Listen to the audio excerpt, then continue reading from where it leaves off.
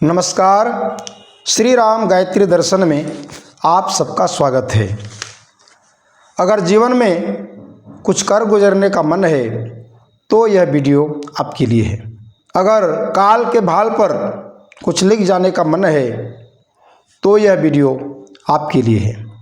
अगर चाहते हैं आने वाली पीढ़ी हमारे पग चिन्हों का अनुसरण करे तो यह वीडियो आपके लिए है। यदि चाहते हैं कि संसार बाजार की विशाल भीड़ में हम अपनी अलग पहचान बनाएं तो यह वीडियो आपके लिए है। कुछ विशेष पाने का मन है या बनने का मन है तो इस वीडियो को अंत तक ज़रूर देखें। मित्रों, पहले भाग में हमने इस विचार शक्ति के सैद्धांतिक पक्ष पर चर्चा की थी। अब इस दूसरे भाग में हम उसके व्यवहारिक पक्ष पर चर्चा करते हैं। पहले भाग में हमने कहा था कि शक्तिशाली विचार चुंबक की तरह होते हैं जिसके द्वारा किसी भी मनचाही वस्तु को हम अपनी ओर आकर्षित कर सकते हैं। यहाँ ध्यान देने की बात यह है कि हमारे विचार चुंबक की तरह शक्तिशाली हैं या नहीं। पल पल में बदलने वाले हल्के फुल्के साधारण विचार में कोई दम नहीं होता। उससे जीवन में कोई श्रेष्ठ परिवर्तन संभव ही नहीं हो सकता। इसलिए मित्रों, बड़ी गंभीरता के साथ ध्यानपूर्वक शांत मन से हमें सोचना है। बिल्कुल छोटी छोटी मगर काम की बड़ी बातों को अमल में हमको लाना पड़ेगा। यह हम आपके लिए कोई पूजा उपचार या टोना टोटका नहीं बता रहे, ध्यान रखिएगा। करने को तो विचार ही करना है, पूरे से दिशा देते हुए, थोड़ा व्यवस्थित करते हुए, थोड़ा समय का ध्यान रखते हुए। सबसे पहले यह स्पष्ट हो जाना चाहिए कि हम चाहते क्या हैं, हमारा मिशन क्या है, उद्देश्य क्या है। अच्छा हो इसे नोटबुक में हम लिख लें। मान लीजिए हम धनवान ही बनना चाहते हैं तो लिखना पड़ेगा कि कितने दिनों में या कितने महीनों में हम इस लक्ष्य को पाना है। अब उसी दिन नींद की गोद में जाने से पहले लेटे ही लेटे आंख बंद करके विचार करना प्रारंभ कर दें। कुछ इस तरह, आज का दिन मेरे लिए ऐतिहासिक महत्व का दिन है क्योंकि आज ही मैंने निर्णय लिया है, ये फैसला किया है, मुझे प्रचुर मात्रा में धन कमाना है, संपत्तिवान बनना है, ताकि मेरी स्वयं की एक पहचान हो और मैं दूसरों की भी मदद कर सकूं। मैं जो पाना चाहूं पा सकता हूं क्योंकि मैं अत्यंत विशिष्ट व्यक्ति हूं। मेरे भीतर कोई ऐसी विशेषता है जो सबसे अलग है। मैं अनंत कुल ब्रह्मांडों को, उसमें विद्यमान ग्रह नक्षत्रों को संकल्प मात्र से संचालित करने वाले ब्रह्मांड नायक परमात्मा की महान संतान हूँ। इसलिए जो मैं पाना चाहूँ और ना पा सकूँ ऐसा तो संभव ही नहीं। मित्रों, हम में से हर व्यक्ति स्वयं के शक्ति से अनजान हनुमान है। बस कोई जामवंत चाहिए जो कहे का चुप साध ही रहे बलवाना। और कुछ इस तरह का चिंतन करते हुए हम निद्रा देह की गोद में विश्राम करें। प्रातः 4, 5 या 6 बजे जब हमारी आँख खुले तो पुनः श्रेष्ठ विचारों से मन को ओतप्रोत कर लें, मग्न हो जाएं। कुछ इस तरह, आज मेरे सौभाग्य का सूरज उग रहा है। मुझे पता चल गया है कि मेरा सौभाग्य, मेरी खुशी, मेरी सफलता सब मेरे हाथ में है। मैं एक स्वस्थ व्यक्ति हूँ। मेरे शरीर के नसों में स्वच्छ रक्त बहता है। मेरे शरीर के सारे अंग, फेफड़ा, हृदय, किडनी, गुर्दा, मस्तिष्क पूर्णतः स्वस्थ हैं, शक्तिशाली हैं और सही ढंग से अपना काम कर रहे हैं। मैं आशावादी हूँ। हर हाल में प्रसन्न रहना मेरा स्वभाव है। मैं जीवन के एक एक क्षण को पूरा जिंदा दिली के साथ जीना जानता हूँ। मेरे चारों तरफ मंगलकारी सकारात्मक ऊर्जा का प्रवाह बहता रहता है। जहाँ भी जाता हूँ वहाँ आनंद का संचार कर देता हूँ। लोग मेरे आकर्षक व्यक्तित्व से प्रभावित होते हैं। मैं सबका सहयोग करता हूँ, सब मेरा सहयोग करते हैं। अब यहाँ पर जीवन में कोई समस्या है या शरीर में कोई रोग है तो उसका चिंतन नहीं करना है, उसका नाम भी नहीं लेना है। रोग या समस्या के स्थान पर स्वास्थ्य और समाधान की बात करनी है। यदि शरीर में कोई रोग है तो विचार शक्ति से उसका इलाज भी संभव है। इस बात को हम ऑटो सजेशन के नाम से जानते हैं। यह विशेष विधि हम आगे आपको बतलाएंगे वीडियो के अंतिम भाग में। पहले ये वाला विषय पूरा हो जाए जरा। अब आगे बिस्तर पर बैठे बैठे कुछ इस तरह का चिंतन करें ताकि आशावाद के विचारों से हमारा रोम रोम लबालब हो जाए, ओतप्रोत हो जाए। अब इसके बाद दूसरा कदम प्रणाम और धन्यवाद का है। यह प्रयोग भी ज़बरदस्त तरीके से काम करता है। परमात्मा ईश्वर के जिस रूप को भी आप मानते हैं, आप किसी भी धर्म को मानते हैं, अपने इष्ट को उसी बड़ी विनम्रता के साथ हृदय की गहराइयों से प्रणाम करें। हे परमपिता परमात्मा या हे जगतजननी जगदम्बा, मैं आपका नादान बालक या बालिका हूँ, मेरी उंगली पकड़कर मुझे सन्मार्ग पर चलाइए। आपके चरण कमल में मेरा कोटि कोटि प्रणाम। आप यहाँ अपने हिसाब से शब्दों का चयन कर सकते हैं, जरूरी नहीं किसी को आप बोले। अगर चाहते हैं जीवन में चारों तरफ से आपके ऊपर सहयोग और धन्यवाद की वर्षा हो तो धन्यवाद का प्रयोग प्रारंभ कर दें। हे परमात्मा, आपने मनुष्य जीवन देकर निहाल कर दिया, आपको कोटि कोटि प्रणाम, कोटि कोटि धन्यवाद। अपने शरीर के अंगों का धन्यवाद कीजिए, बिस्तर का कीजिए, कमरे का धन्यवाद कीजिए। पृथ्वी पर पैर रखने से पहले हाथ से पृथ्वी को स्पर्श कर कहें, माँ धरती तुम्हें कोटि कोटि धन्यवाद। माता पिता को धन्यवाद जिन्होंने जन्म दिया, उनको भी प्रणाम। पत्नी पुत्र भाई सबको धन्यवाद करो। इस तरह भीतर बाहर से चारों दिशाओं से धन्यवाद की तरंगें प्रवाहित कीजिए। ये तरंगें और अधिक धन्यवाद की तरंगों को लेकर ब्रह्मांड से टकराकर आप ही के पास वापस आएंगी। इसे कल्पना या अतिशयोक्ति न समझिए, करके देखिए। फिर रात को मूल्यांकन कीजिए कि आम दिनों से आज का दिन कुछ खास रहा या नहीं। बोलचाल बात व्यवहार में कोई कमी रह गई हो तो अगले दिन उसे दूर कर लेना है। बंधु, इन्हीं छोटी छोटी बातों से आपके विचार चुम्बकीय बनते चले जा रहे हैं। अब आप जो चाहते हैं उस पर ध्यान को केंद्रित करें। दौलतमंद बनने पर बात चली थी ना, उसी की बात करते हैं। यह चिंतन धरती पर पांव रखने के पूर्व बिस्तर पर बैठे बैठे कर सकते हैं या स्नान के बाद पूजा घर में बैठकर भी कर सकते हैं। चिंतन कीजिए, मेरे मस्तिष्क से ऊर्जा की तरंगें निकल रही है, फिर ब्रह्मांड के परिक्रमा कर मेरे पास वापस आ रही है। मेरे चारों तरफ धन प्राप्ति का योग बन रहा है, मेरे ऊपर धन की वर्षा हो रही है, वैसी परिस्थिति बन रही है, वैसे लोग मिल रहे हैं, आदि आदि। मित्रों, इस ब्रह्मांड की सबसे ऊंची फ्रीक्वेंसी है प्रेम की, प्यार की, मोहब्बत की। अगर इस फ्रीक्वेंसी पर अपने विचार को कनेक्ट कर पाते हैं तब सफलता आपकी अति निकट चली आती है। क्या करना पड़ेगा? प्रेममय बनना पड़ेगा। परिवार के सभी सदस्यों से, अड़ोसी पड़ोसी, मित्र, रिश्तेदार, यहाँ तक कि गाय बैल बकरी पशु पक्षी और इसके आगे वृक्ष वनस्पतियों से भी प्रेममय व्यवहार कीजिएगा। फिर देखिए जीवन में इसका चमत्कार। शुरू में यह सब बलपूर्वक करना पड़ेगा, कोशिश करनी पड़ेगी। फिर धीरे धीरे यह भावना आदत में शुमार हो जाएगी। जिस दिन आदत में शुमार होगी उसी दिन हम बन जाएंगे शक्तिशाली चुंबक। फिर हर चीज़ खींची चली आए तो इसमें कोई आश्चर्य नहीं। वर्तमान में वैज्ञानिक अब विचार शक्ति के महत्व को समझने लगे हैं, उस पर प्रयोग करने लगे हैं। जीव जंतु वृक्ष वनस्पति के अलावा हवा पानी जमीन पर भी इसका प्रभाव देखा गया है। बंजर या अनुपजाऊ जमीन पर इसका प्रयोग किया गया है उपजाऊ बनाने के लिए। इसका प्रथम प्रयोग अमेरिका के फाइंड हॉर्न नामक स्थान पर किया गया। वहाँ की मिट्टी बलुआ थी, बालू वाली। कृषि विशेषज्ञों का इस जमीन के बारे में कहना था कि यहाँ जंगली खरपतवारों के अलावा कुछ भी उगाया नहीं जा सकता। किंतु विचार शक्ति पर विश्वास रखने वाले कैडीज नाम के व्यक्ति और उसके मित्रों ने इस भूमि पर प्रयोग शुरू कर दिया और उसी भूमि पर सकारात्मक विचार शक्ति का प्रयोग करके असाधारण आकार प्रकार की सब्जियां उगा दी। खूब बड़े बड़े बंद गोभियाँ। आज की तारीख में वो भूमि खूब उपजाऊ बन गई है और सोना उगल रही है। पेड़ पौधों पर प्रयोग कैलिफोर्निया के कृषि वैज्ञानिक एलन फोर्ड नामक वैज्ञानिक ने किया। उसके बगीचे में तरह तरह के फूल फल के पौधे लगे हुए थे। जब उन्हें विचार शक्ति के बारे में पता चला तो इसकी सत्यता जानने के लिए उन्होंने पौधों पर प्रयोग प्रारंभ कर दिया। सबसे पहला प्रयोग उन्होंने एक कांटेदार गुलाब पर किया। रोज़ उससे 15-20 मिनट बड़े प्यार से मीठी मीठी बातें करते। जैसे किसी पालतू जीव को हम सहलाते हैं ना, उसी प्रकार। और उसे कहते कि हे मित्र, आप पर ये कांटे अच्छे नहीं लगते, आप कांटेहीन हो जाइए, कांटे झाड़ दीजिए।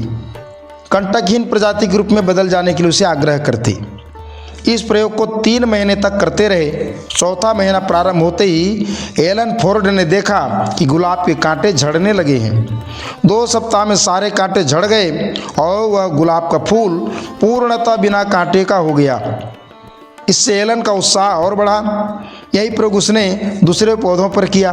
मिर्च पर किया तो मिर्च बीज रहित हो गया और फली की लंबाई लगभग 6-6 इंच की हो गई। इस तरह मटर, बैगन और टमाटर पर भी किया। परिणाम आश्चर्यजनक रहे। अब हमारे इस खेत के पपीते के पेड़ को देखिए। इस पर कोई ध्यान नहीं दिया गया, पूरी तरह उपेक्षा की गई। खाद पानी का कोई ध्यान नहीं रखा गया और इससे आशा भी नहीं रखी गई। इसका विकास रुक गया और यह कुपोषण का शिकार होकर बीमार भी पड़ गया। अब इस दूसरे पपीते के पौधे को देख लीजिए। दोनों पौधे एक साथ लगाए गए, पर इसका थोड़ा सा ध्यान रखा गया। थोड़ा सा घर से निकलते या रास्ते के किनारे होने के कारण आते जाते इस पर बार बार नज़र पड़ती रही। आशा बनी रही कि यह पेड़ अच्छा फल देगा। परिणाम आप देख सकते हैं। हमारे गौशाला की इस गाय को देखिए, यह बड़े उग्र स्वभाव की है। अभी तक कई लोगों को मारने के लिए दौड़ा चुकी है, मुझे भी 1-2 बार मारने का प्रयास कर चुकी है। इसको सहलाने का प्रयास करो, इसे अच्छा नहीं लगता। फिर हमने इस पर विचार शक्ति का प्रयोग किया, प्रेममय व्यवहार किया। अब देख लीजिए इसके व्यवहार में कितना परिवर्तन आ गया। तो समझ सकते हैं भाई, विचार शक्ति से बंजर जमीन को उपजाऊ बनाया जा सकता है, गुलाब को बिना कांटा वाला बनाया जा सकता है। तो धन को या बल को या सम्मान को या किसी भी कला को आकर्षित क्यों नहीं किया जा सकता।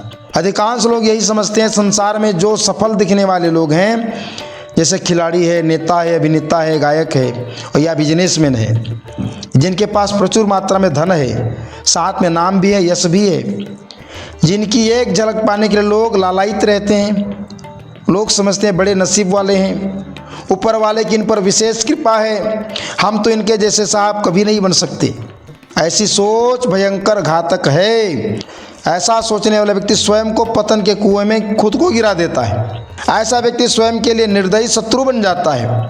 ऐसा व्यक्ति जीवन में कभी ऊंचा उठ ही नहीं सकता। बंधु, यहाँ कर्म फल का सिद्धांत चलता है। किसी को अनायास बिना मेहनत के न कभी कुछ मिला है और न मिलेगा। कोई नसीब वाला है तो समझ लो उसने ऐसा कर्म किया है, पुरुषार्थ किया है, अभी नहीं तो पीछे किया है, पहले किया है। आशावादी सफल लोगों को देखकर अलग सोच रखता है। क्या कहता है, सामने वाला सफल है या हो सकता है तो मैं क्यों नहीं, वो कर सकता है तो मैं क्यों नहीं। भारत के प्रसिद्ध पहलवान मास्टर चांदगी राम, नाम सुना होगा आपने, टीबी के मरीज थे। डॉक्टर ने सुना दिया था कि तुम बस 6 महीने के मेहमान हो, दवाई और परहेज की कोई ज़रूरत नहीं है, बस मरने की प्रतीक्षा करो। मास्टर चांदगी राम पर इस बात की उल्टी प्रतिक्रिया हुई। उसके मस्तिष्क ने विद्रोह कर दिया। अरे कैसे मर जाऊंगा मैं, कुत्ते की मौत कभी नहीं, किसी भी कीमत पर नहीं। उसने मौत से लड़ने की ऐसी ठानी कि पागल हो गया। 4 कदम चलने पर जो बुरी तरह हांफने लगता था, बल्कि उपासना में ऐसा जुट पड़ा कि दिन रात सब भूल गया। टीबी तो ऐसी गायब हुई कि जैसे कभी थी ही नहीं। उसने प्रयास जारी रखा और प्रसिद्ध पहलवान बन गया। महान वैज्ञानिक एडिसन भी बचपन में मूर्खतापूर्ण हरकतें करते रहते थे। इस तरह की छोटी छोटी चिंगारियों की हजारों कहानियां हैं। उदाहरण है जो अपने दृढ़ इच्छा शक्ति के कारण दावानल बन गए, अर्थात जंगल की आग बन गए। हमें अभागा बनना या सौभाग्यशाली बनना, इसे न ब्रह्मा जी तय करते हैं न विष्णु जी तय करते हैं। यह सब हमारे हाथ में है। हम तय करेंगे कि हमें क्या बनना है। अगर इस वीडियो को आप देख रहे हैं तो मैं आप ही से निवेदन करता हूँ, आप इसी समय मुट्ठी बांध कर कहिए कि आम लोगों की तरह किसी तरह दिन गुजारते हुए कीड़े मकोड़ी की तरह मुझे नहीं मरना है। कुछ बन के दिखाना है, कुछ करके दिखाना है। मैं ये कर सकता हूँ, आई कैन डू इट, ताकि हम खुद पर गर्व कर सकें और दुनिया वाले भी, परिवार वाले भी हम पर गर्व कर सकें।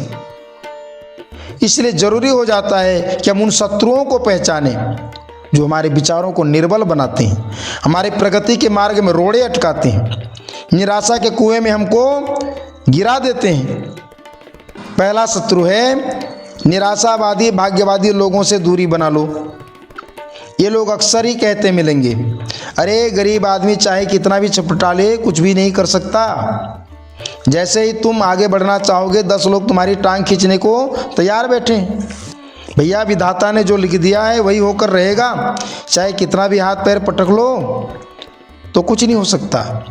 ऐसे लोगों को दूर से नमस्कार करो और इनसे परख खिसक लो। नंबर दूसरा शत्रु है परदोष दर्शन, दूसरों में बुराइयां देखना, दूसरों की कमियां देखना। भैया जो हम देखेंगे वही हमारे आंखों के रास्ते हृदय में और मस्तिष्क में प्रवेश करेगा और इन अंगों को दोष युक्त कर देगा, जिसके परिणाम स्वरूप जो सत्य की ऊर्जा है वह प्रभावहीन हो जाएगा। फिर जो आकर्षण का नियम है वो काम ही नहीं करेगा। पर दोष दर्शन या पर निंदा एक ऐसा दुर्गुण है, एक ऐसी अग्नि है जिसमें हमारे भीतर के सद्गुण जलकर नष्ट हो जाते हैं। इसके उलट पर गुण दर्शन का क्रम प्रारंभ कर दीजिए, यह अत्यंत कल्याणकारी है। इससे हमारे विरोधी भी सकारात्मक होकर सहयोगी बन जाते हैं और हम बन जाते हैं सद्गुणों के भंडार। फिर होता है चमत्कार, चारों तरफ से हमारे ऊपर सहयोग की वर्षा होने लगती है। जिस चमकते लक्ष्य को पाने की हमने कामना की है वह शीघ्रता से पूरा होने लगता है। सफल लोग ये काम और करते हैं, किसी में कोई गुण दिखा, कोई विशेषता दिखी, उसकी मुक्त कंठ से प्रशंसा करने में जरा भी देर नहीं लगाते और ऐसा व्यक्ति जन जन का प्रिय अजात शत्रु बन जाता है, अर्थात जीवन में जिसका कोई शत्रु नहीं होता। तीसरा नंबर का शत्रु है असफलता मिलते ही हार मान बैठना। कमजोर आदमी एक ही बार की असफलता में टूटकर बिखर जाता है, हार जाता है, जबकि मजबूत आदमी हर असफलता को एक चुनौती मान लेता है, एक सबक मान लेता है और दुगुने उत्साह के साथ प्रयास करता है। एक दो बार की कौन कहे, मरते दम तक अपना प्रयास नहीं छोड़ते आशावादी लोग। कौवे की तरह काग चेष्टा, कहते हैं ना काग चेष्टा, जब तक रोटी का टुकड़ा छीन न ले, पा न ले, करता रहेगा प्रयास। कीड़े मकोड़ों की गिनती में आने वाला एक जीव है मच्छर, जिसे आप सब जानते हैं अच्छी तरह से। 1000 बार भगाते रहिए वो अपना प्रयास नहीं छोड़ता, भले मर जाए पर काटना छोड़ेगा नहीं। मच्छर सबसे जिद्दी प्राणी है। चौथे नंबर का शत्रु है स्वयं पर भरोसा न होना। हम स्वयं पर विश्वास न करें तो दूसरे की क्या पड़ी कि जो हम पर भरोसा करे। हमें सफल होना है तो स्वयं से प्रेम करना होगा। जिसे अपने लक्ष्य से प्यार है, जिसने जगमगाते भविष्य का सपना देख लिया है, ऐसा व्यक्ति गपशप में, ताश चौपड़ में, मोबाइल या टीवी में रील देखने के लिए दिन भर चिपका नहीं रहता। उस समय के मामले में बड़ा कंजूस होता है। इसके अलावा स्वयं से कुछ प्रश्न कीजिए। अच्छा हो हम इसके लिए कोई चार्ट बना लें या कॉपी में लिख लें। सभी प्रश्नों को उत्तर स्वयं से देवें और ईमानदारी से नंबर भी हम स्वयं देवें। क्या सवाल है? स्वास्थ्य के बारे में पहला सवाल। निर्बल स्वास्थ्य वाले व्यक्ति जीवन में कुछ भी नहीं कर सकता, साधारण जीवन भी नहीं जी सकता। अपने स्वयं की गाड़ी हाँकना भी उसके लिए भारी पड़ जाता है। फिर ऊंचा लक्ष्य पाना तो लगभग असंभव है। अब इन प्रश्नों का उत्तर दीजिए। क्या मुझे खुलकर भूख लगती है? पेट साफ होता है? नींद अच्छी आती है? मेरे शरीर के अंगों में कोई रोग तो नहीं है? मैं कोई नशा तो नहीं करता? समय पर सोता या जागता हूँ कि नहीं? मैं लोभी, लालची या क्रोधी स्वभाव का तो नहीं? समाज में मेरे शत्रु कितने हैं, मित्र कितने हैं? मैं समय का सदुपयोग कर पाता हूँ कि नहीं? आदि आदि। अंत में शरीर के किसी अंग में रोग है तो उसे विचार शक्ति से कैसे दूर करें, ध्यानपूर्वक समझते हैं। इस क्रिया के लिए एकांत स्थान की आवश्यकता होती है। सोते समय या उठने के पूर्व बिस्तर पर लेटे लेटे भी कर सकते हैं। पहले संपूर्ण शरीर को ढीला छोड़ दीजिए, फिर मस्तिष्क को विचारों से शून्य करना पड़ेगा। फिर आंख बंद कर लेटे ही लेटे ध्यान को वहाँ केंद्रित करना है जहाँ रोग है। शरीर के किसी भी अंग में रोग है, एक तरह से मन की आंखों से उस अंग को देखना है। नेत्र बंद रहेगा, उसके बाद अपनी सुप्त शक्ति को जागृत करने के लिए कुछ इस तरह का विचार करना है। मैं सर्वशक्तिमान ईश्वर का पुत्र हूँ और मेरे लिए असंभव कुछ भी नहीं। मेरे तीव्र ऊर्जा शक्ति के बौछार से यह यंग पूर्णतः स्वस्थ हो जाएगा। अब तीव्रता से कल्पना करनी है कि रोग वाले स्थान पर तीव्र ऊर्जा शक्ति का बौछार हो रहा है। इसके भीतर छिपा हुआ रोग दोष काली काली ऊर्जा के रूप में, परछाई के रूप में या धुएं के रूप में बाहर निकल रही है। मेरा अंग तीव्र गति से स्वस्थ और निरोग हो रहा है। इस तरह इस प्रयोग को निश्चित समय में निर्धारित स्थान पर रोज करने पर आशातीत सफलता मिलने लगती है। यह हमारा स्वयं का अनुभव है। उस समय कोई और चिंतन, कोई दूसरा विचार आना ही नहीं चाहिए। प्रतिदिन कम से कम 15 से 20 मिनट का समय इसमें लगाना जरूरी है। और यह विधि युग ऋषि वेद मूर्ति तपोनिष्ठ परम पूज्य गुरुदेव पंडित श्री राम शर्मा आचार्य ने बताई है। अतः इसमें शंका के लिए कोई गुंजाइश नहीं होनी चाहिए। आप घर पर बैठे बैठे दूर के व्यक्ति को भी विचार शक्ति की ऊर्जा के तरंगों से स्वस्थ कर सकते हैं, स्वास्थ्य लाभ प्रदान कर सकते हैं, उसके स्वभाव में परिवर्तन कर सकते हैं। अच्छा परिवर्तन लाने के लिए भी इसका प्रयोग कर सकते हैं। सुखासन या पद्मासन में बैठकर उस व्यक्ति को मानसिक नेत्रों से देखें, फिर कल्पना करें कि मेरे मस्तिष्क से ऊर्जा की शक्तिशाली तरंगें निकलकर उस व्यक्ति के ऊपर बरस रही है, प्रवाहित हो रही है। यदि इसे मंत्र जप के साथ किया जाए तो यह ज़्यादा प्रभावी बन जाता है। मंत्रों का मुकुटमणि गायत्री मंत्र का प्रयोग तो और अद्वितीय है। वैज्ञानिक शोधों से स्पष्ट हुआ है कि इस मंत्र के उच्चारण में 1 सेकंड में 10,000 वाइब्रेशन उत्पन्न होता है। इन तरंगों का व्यवहार स्वयं के या दूसरे व्यक्ति के रोगग्रस्त अंगों पर किया जाए तो आश्चर्यजनक परिणाम निकल सकता है। हमारे देश के योगी साधक तपस्वियों के द्वारा वातावरण में, वर्षा में, अग्नि में, वायु में, जल में मनचाहा परिवर्तन कर देने की अनेक कथा गाथा पुराण एवं साहित्यों में वर्णित है। आप भी मंत्र शक्ति, विचार शक्ति का आश्रय लेकर इस प्रक्रिया को प्रारंभ कर सकते हैं। अपने जीवन में मनचाहा परिवर्तन कर सकते हैं, सफलता प्राप्त कर सकते हैं। तो यह अगर वीडियो प्रेरणाप्रद लगी हो तो इसे अपने मित्रों में शेयर करें, सब्सक्राइब करें और कमेंट बॉक्स में अपनी प्रतिक्रिया जरूर लिखें। इससे हमें बल मिलता है। आप सबको धन्यवाद। प्रणाम। ओम शांति।